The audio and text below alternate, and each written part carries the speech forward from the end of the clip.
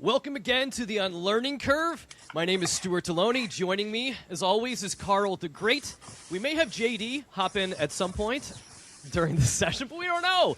It'll be fun if it happens. But joining us today is Karl Butler. Karl Butler is an ex-pastor and a friend of Karl the Great. So, Karl, you know Kyle better than I do, so go ahead and give us an intro for the ages. Right. So Laura and I have been hanging out at the edge of Christianity for a long time, about a decade now, and deconstructing our faith. And we see people come by and they tell us stuff, and some bring wisdom and some bring questions.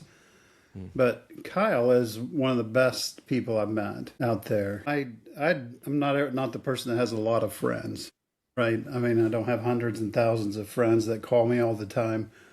But I have a few good friends that call me when I'm sick and things like that. And Kyle's one of those people. He is an ex-pastor. You may not have your video on, so you won't see that he's dark-skinned. And he brings a lot of wisdom from that area as well. But he's also fully deconstructed his faith. He works as a remodeler, handyman out on the East Coast. And when I listen for people with wisdom, Kyle is one of those people that has it, but he's also a fun guy to be around. He's not promoting himself all the time and trying to sell you on his product or his new book or whatever like I am, but he's one of the good ones. So without further ado, Kyle Butler, introduce yourself. Tell us a little bit more about you if you want. We always have we always have the guest or our second guest. But we want them to say something about what they're working on, what they're thinking about, what's important to them right now. So take it away, Kyle Butler. Well, thank you both for that introduction, and it's a pleasure to be here with you both. And Karl the Great, I know, and we've actually had a chance to meet face-to-face and with Laura, and they were down near the Philly area, and I drove down to Philly, or up to Philly, I guess, to kind of have lunch with them. And this was right during COVID. So we were out there with our mask on, sitting outside. We had to get the temperature scans and all that good stuff. But it was worth it. It was worth it. I'd do it all over again, meet Karl and Laura and have that good lunch. So, it's been a fun ride, meeting them and knowing them. And Karl has really impressed me in a lot of ways. His heart for social matters really, really stands out. You know, being in Missouri, being in that part of the country where perhaps there's not a lot of people like me out there. You know, he's found his way to a Black Lives Matter rally. And, that says a lot right there. That says a lot. His passion for equality with women, making sure they have a voice and pushing that, really helping destroy misogyny and patriarchy is something I'm very passionate about too, is getting rid of that nonsense. I don't know if I've met someone like Karl that really is focused on those kind of things in a way that I think we all should be. So, I value Karl, I value Laura. I'm happy to meet Stuart and another ex-pastor there who kind of seems like, from our brief conversation in the beginning, hey, morally speaking, we just couldn't sit by and watch these social matters kind of get swept under the rug and get up every Sunday and talk about love, so that stuff really speaks a lot to me. That speaks of our integrity and our heart and our real true compassion for people. If Jesus was a real person, it's inconsequential to me one way or the other. I'm not stuck on Jesus like that anymore. But if he was a real person, and if anything they wrote about him is real, I hope what is really real is that he seemed to have a heart for people. I don't really care about anything else, the walking on the water, the miracles, this, that, and the other. But the sense that he seemed to want to bring equality and love to people. So if he was real, and if that part of him was real, then, I can resonate with that. I can leave everything else alone. I don't need a savior or a redeemer or anything like that. But, again, if it's the love thing, then I'm with that all day. Kyle, you were a pastor for like 16 years, and yes. I love how you're bringing up this factor that I think people tend to connect more with, like, the magic woo-woo Jesus right. than the actual words of Jesus, like what he called us to do. And why do you think that is? Because I think there's definitely something to that like you're mentioning, the equality part, the loving people part. That's hard. But the other stuff people get excited about. I don't know what, because you've preached. Why do you think that is? Yeah. Well, I think the woo-woo stuff fascinates people, and because they don't see the woo-woo stuff, you can keep trying to, kind of desire to see it. But like you mentioned, the loving part is hard, right? That's not the miracle. That's not he did it for me, he fixed it for me, he. That's me. Love is the me part. And, there's all kind of reasons why we find reasons why not to love one another. In our environments, our social settings, our upbringings, our programming, there's so many different reasons why. Yeah, Kyle. So I guess you'd consider yourself a kind of an agnostic now or something like that. Was it just that people weren't acting like Christ, or was it that the whole system?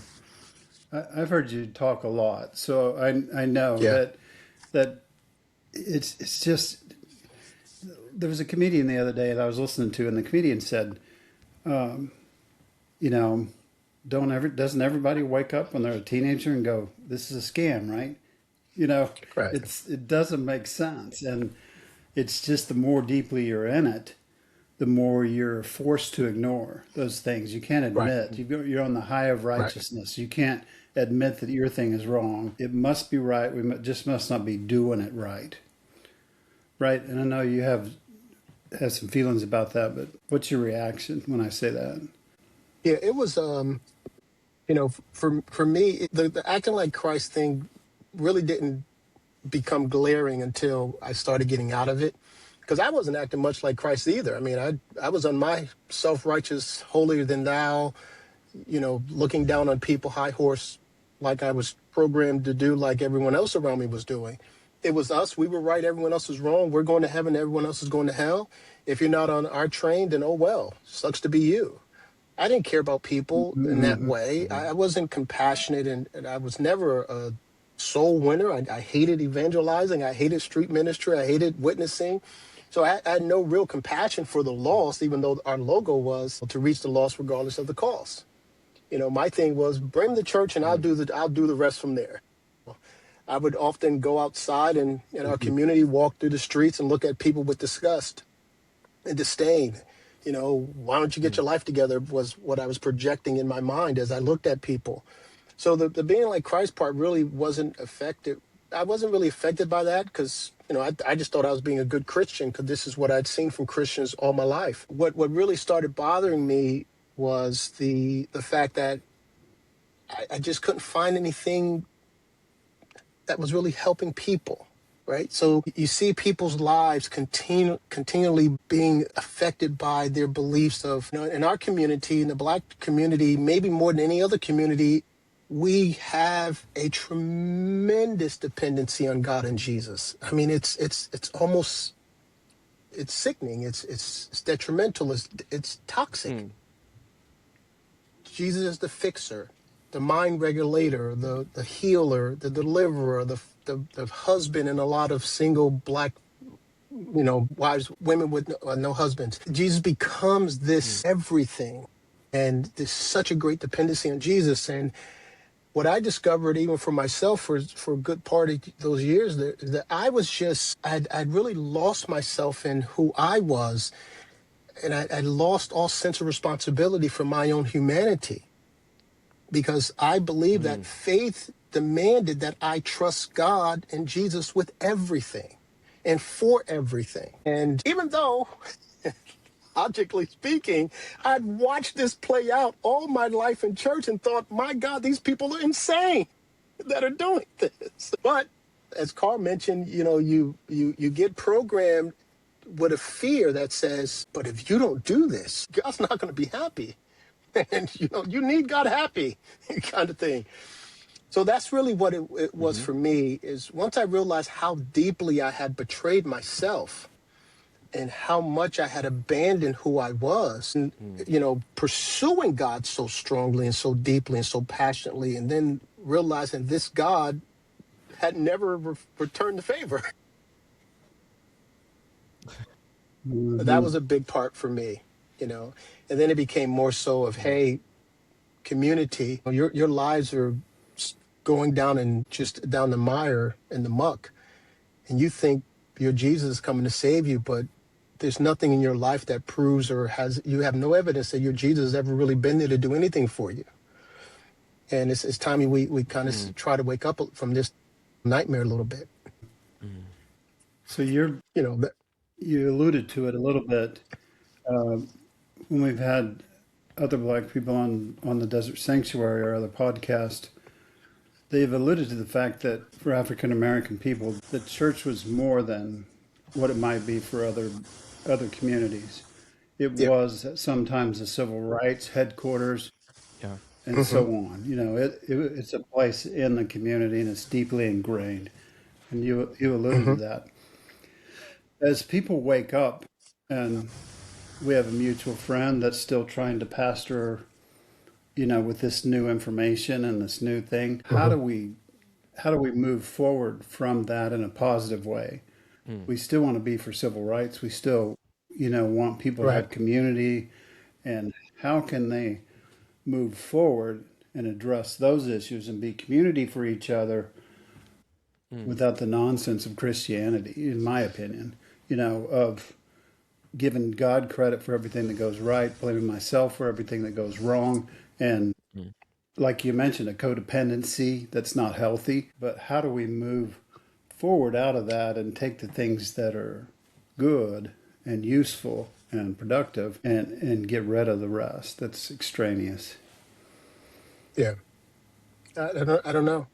You know, I don't like labels. Did I answer my question? Yeah. Yeah. You know, I don't particularly like labels, but if I had to label myself, I would say that when it comes to belief in any God, I'm an atheist. Whatever God someone presents, no, I don't believe that God is God.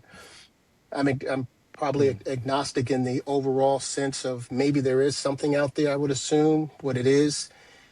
What has become apparent to me is that no God in any form has ever revealed itself to humanity in a way where humanity doesn't question what it is.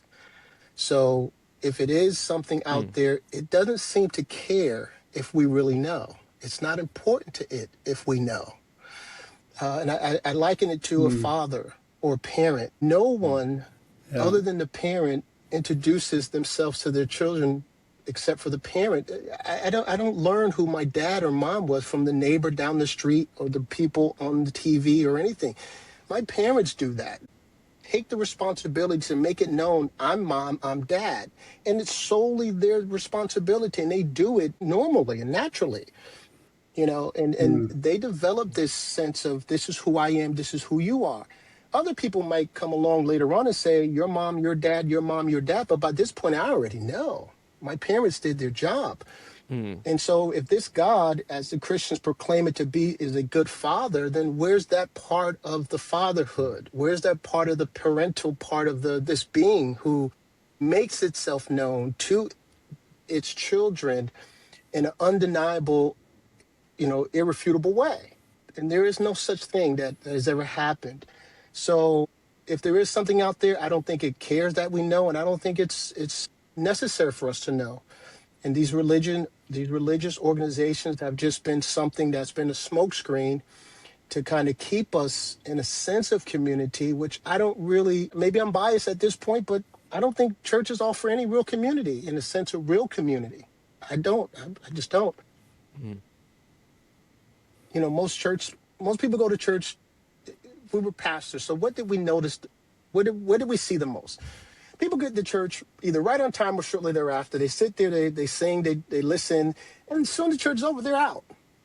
You know, the majority of people don't stick around, talk to other people, hang out, figure out what's going on in the social calendar. They're in and out. You know, they're frustrated trying to get in the parking lot, frustrated to get out the parking lot. That's the most of what most people do when they go to church. Is that a community? I don't think so. But, you know, that's how I see it. Now, Kyle, for you, was your deconstruction and an exit from belief? Was it like a one-time thing? Like, was it a little thing, or was it lots of little cuts that brought you to that point? Lots of little cuts. You know, I had to. Lots of little cuts. Once I lost hell and the devil, those are two big. I mean, I got saved to avoid hell. I was raised with a healthy fear of the devil. Mm-hmm. So those two things were deeply ingrained in me from a child. And, I probably was more afraid of the devil than I was of God in a lot of those years, Mm-hmm. because that's how much the devil was talked about, and the devil's power, and the devil's going to get you, and the devil's going to deceive you, and the devil's going to trick you. I remember I didn't go to my prom because my mom said, what are you going to do if Jesus comes back and you're on the dance floor? And I thought about Jesus coming back, seeing me on the dance floor, saying, oh, you can't go because you went to your prom, and I'm going to be left here with the devil. And, and so I didn't go to my Now, is prom. that And that's a because of true your story. dancing ability? I wish it Yeah. Is that was. I because wish of he your was trying to dancing save me. ability, or I wish it was. But she was cold stone serious, and I was stone cold afraid. Yeah. It didn't work on my sisters. My sisters were like, I don't care. I'm going. But I cared. I was too afraid to go. And I didn't go to my prom for that reason. But that's the element of the fear that I grew up with in that environment. So once I lost fear of the devil, or the sense that the devil is real, and the fear of hell, then everything else was easy after that point. Was it hard for you to leave like vocational ministry, and like leave like being a pastor, leave being like That was part of very that easy. community? Was that hard? That was or very easy? easy. Very easy. Oh, really? Very Okay. easy. Because I never wanted to be a pastor. Okay. I was told I was called, and this is the calling. And I also grew up with a heavy dose of, you better do what God wants you to do or else. I grew up with a heavy dose of that as well. So I never wanted to be a pastor. I remember 8 years old. I remember one day just, I don't want to be a pastor. And I had no idea that's what, I'd be pointed towards one day. But I never wanted to be a pastor. And I thought it was a good thing that I never wanted to be a pastor, because I thought good pastors never wanted to be pastors. The good ones, Yeah. Hey, Kyle, you posted something about your mom recently, Yeah. the past day or two. Last night, yeah. You talked about your special relationship with her, and she is still committed to Christianity, but you guys have been big able time. to still love each other after Yeah. that. And I know you have 3 or 4 sisters. Mhm. I just imagine a lot of times what that was like growing up, having that many sisters. But anyway, Yeah. you've been able to coexist and still love your mother, and Mhm. it seems like the key to that is neither one of us have to convert the other one Right. to our way of thinking. Right. Was that hard for you to get out of? I mean, or is that what you really wanted all along? Yeah, it wasn't really That need hard. to convert people. Yeah, because I was never good at evangelizing anyway. But when I look back on it, and I think we probably all do a lot of reflection. When I look back on it, I didn't realize, even though I'm not a controlling type person, I didn't realize how controlling I had become in Christianity as a pastor. Because whenever someone came to me with a question or thought, I didn't realize at the time that I was always trying to get them to see it my way only. I didn't care the point they brought up. I didn't care how they interpreted something or what interpretation they heard. It was always, and it wasn't intentional, but again, looking back, I see it for, no. This is what it says. And I would say, you get it? You understand? You see what I'm saying? Kind of thing. So it became controlling and trying to convert people that way. And every different move that I picked up, when it was the faith movement and the grace movement and the love movement, every move, I was trying to, sear this in people every week. I was series and series and series on top of series on top of series of, you got to get this, you got to get this, you got to get this. So from that perspective, yeah, it became a thing I was trying to be very convincing and converting. And me and my mother, we did have a lot of talks in those early days. They never went well. No, they never went well. And I remember when I told her I didn't believe in the devil, I was driving to Texas, and I told her I don't believe in the devil anymore. And she got enraged. She rebuked me so harshly. And I don't know who you've been listening to, and I don't know what you've been doing, but I rebuke you right now, and this, that, and the other. And I hung up the phone after we got the call, and I realized right then and there, okay, well, you can't go down that road with her. You don't, let her think whatever she wants to think. Stop trying to convince her to see it logically. So that was probably the last time we tried to do that. We've had a few other moments here and there, but for the most part, she's who she is. She's still going to talk about God and Jesus around me as much as she wants to. I don't try to she doesn't try to convert. She's not talking to convert me, right? She's just talking about, because that's all she does is talk about God and Jesus.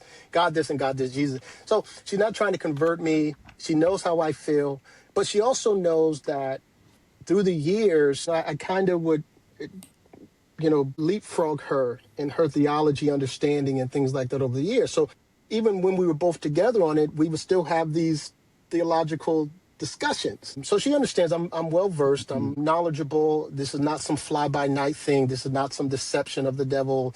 This is my son who's intelligent and smart enough to kind of know. And the conversations we've had, it's always her ending it with, I don't want to talk about this anymore, or I don't want to answer no more of your questions. Yeah. Because she'll get stuck in that moment where if she confesses the truth, it'll violate her faith.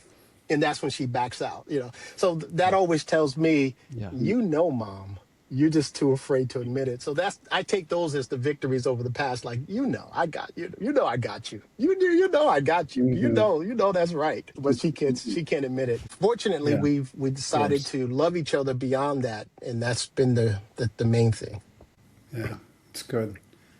Now with your mom though she still believes, but she's not like a MAGA Christian. No, she's not. Well, she's to the family's distressing, to our distress. She's a Trump voter, a proud Trump voter. But to her defense, somewhat, I remember in my first the first time I was able to vote for a president back in the 90s, I think it was Clinton versus Bush. And so, I was fresh out of high school, my first time voting. I'd never really done anything with politics. We didn't have social media. I wasn't watching the news or anything like that. And so I just asked my mom, someone I trusted, hey, Mom, how should I vote? Who should I vote for? And she told me, you should vote Republican because they have more of the Christian values. And that's all I needed to hear. So, every year, it wasn't until 2008 when it looked very possible that the Democratic nomination would be either a black man or a woman. I was like, whoa, this is interesting. Let me pay attention here. And that was the first time I started listening to both sides. And I drew my own conclusion. So she says from time to time, I listen to both sides. You don't. You don't. You're a YouTube conspiracy listener, so you don't listen to both sides. You're in these dark. And she's also been an extreme end times believer. We grew up with a heavy dose of end times teaching from her. So everything going on was Jesus about to come, the Israel this, Israel that. So she's heavy on that stuff, which kind of makes her a little bit MAGA-ish. But even though she's this incredible person with incredible love, she can't see through that. She can't see through those dark lenses of they're on God's side. So that's all she sees. That's what she believes. Yeah. JD, you got any questions? I was just going to say it seems like some of those Republican voters, the Christian Republican voters, are starting to wake up to some of that. So I wonder if there will be more of kind of the scales come out, because I was thinking the same thing when you were talking about how you get in these kind of debates with your mom. I was going to also ask, do you think has there been any progress, or do you think there's a chance that there will be progress? Because with my parents, one of whom is here right now, so there were times, especially when I was younger, where I was just like, I didn't even want to engage in a lot of the conversations. I was like, they're just going to be hard. I always knew they were somewhat open-minded, because they would at least let us say what we wanted, and they wouldn't totally shut us down. But there were times when I was like, I don't know if they'll get there. I don't know if they'll ever get there. And they've come exponentially further than I ever kind of expected them to, at least when I was younger. As I started to see that, it was heartening. But do you think there's any chance for that with your mom or with like the broader Christian movement? Because there's been some peeling away from things like Trump, etc. Right. I think the broader Christian environment, yes, because I think consciously and where we are in our consciousness as a human race, I think I don't think religions can continue and keep their hold on humanity the way they have, because I think we're just advancing too far beyond religions. Technology, science, and all these elements are pushing us outside of that unknown realm. So I think that in this, all religions over time have always come to an end, and new ones pop up, but all religions do. Christianity is no exception to that, I believe. I think that eventually will fade away. My hope for humanity in the years to come is that, we'll all realize we don't need religion at all. That, we'll focus more inward, and we'll focus more on, who we are as people, our power, our love, our ability to change the world. And every major change that has ever happened, every change, major or small, that has ever happened has come through the consciousness of humanity.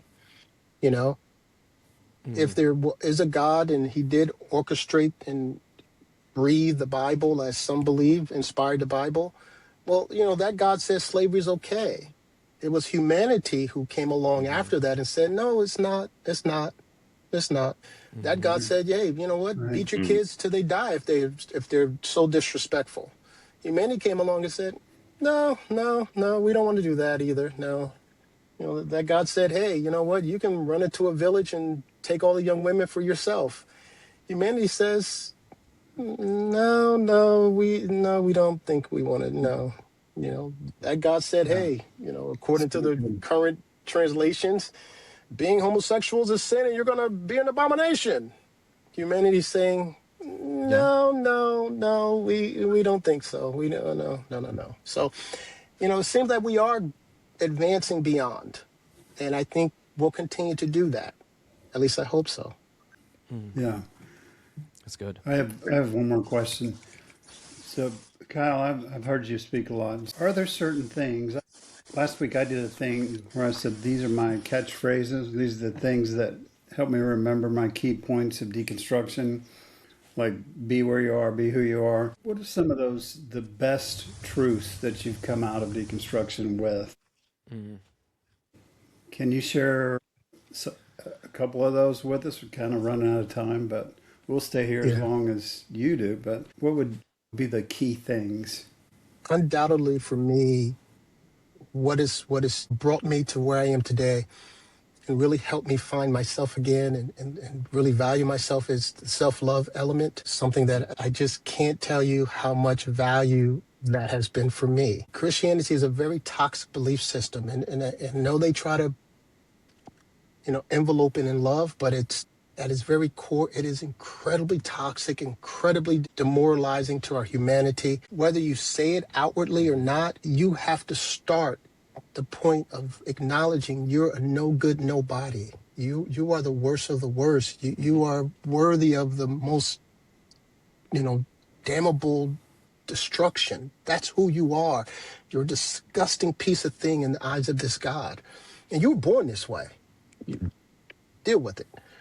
And you have to start there. And I know that the songs don't say it as much as they used to, and the preaching doesn't say it as much as it used to, but that's in our core. That's inside of us.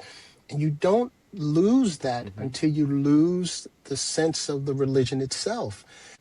Breaking free from that, discovering that I'm really a good human being. I was never this terrible human being and this terrible sinner. It really helped me foster the self-love. And with that brought in, it continues to bring in the awareness of my power, the awareness of my ability, the awareness of my goodness, and all those key element things.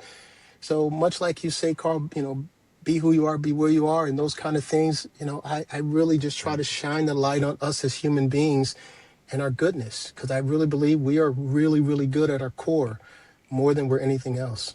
That's good. I agree. One area you've encouraged me is to trust yourself also. Yeah, trust yourself. I've heard that message from you consistently, to just learn to trust yourself, and that'll grow as you learn to love yourself, right? All those things go together. JD, you got anything to close us out with, a parting thought? That's good. I don't have much to add. I think I agree with that. I think we trust yourself, I think, but also I think for me it's like question myself, because I know a lot of people get too confident, right? Or we don't ask ourselves questions. But yeah, I think I co-sign everything Kyle said. I don't have any quippy quotes. I was too busy troubleshooting this whole time. I'm sorry. I failed the podcast. My bad. Yeah. And again, boy, we'll have to take you out. I'll Your start daddy's creating a gonna list have of to- like break Yeah. glass in case of technical issues, slogans and stuff. Yeah, Kyle, we know you got to get to work. You got to do some real work today. Yeah. You're in your van, ready to go, ready to do your Yep. work for the day, and Yeah. we I was at a appreciate you taking customer's. some of that time. No problem. No problem.